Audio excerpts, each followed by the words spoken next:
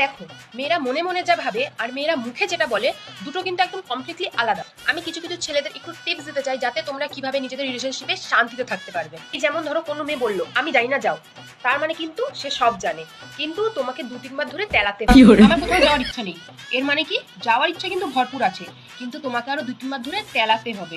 তারপরে কি দেখবে ড্যাং ড্যাং করে চলে যাচ্ছে। আমার কিছু হয়নি, এর মানে কি আমার কিছু হয়েছে। তো তোমাকে সেই কারণটা বার করতে হবে, মানে তোমাকে তখন পুরো জ্যোতিষী হয়ে যেতে হবে, এদিক ওদিক থেকে গবেষণা করে কিছু না হওয়ার আগে কারণটা বার করতে হবে। আমি তোমাকে সব জায়গা থেকে ব্লক করে দেবো, এর মানে কি কোনো বন্ধুর ফোন থেকেও তো মেসেজ করতে পারতো, এমনকি জিমেলেও তো মেসেজটা করতে পারতো। মেয়েরা যখন বলে আচ্ছা তুই ওর সাথেই থাক, তার মানে কি তুই ওর দিকে শুধু তাকিয়ে দেখ, তো ফুটকি না এখানেই গেলে।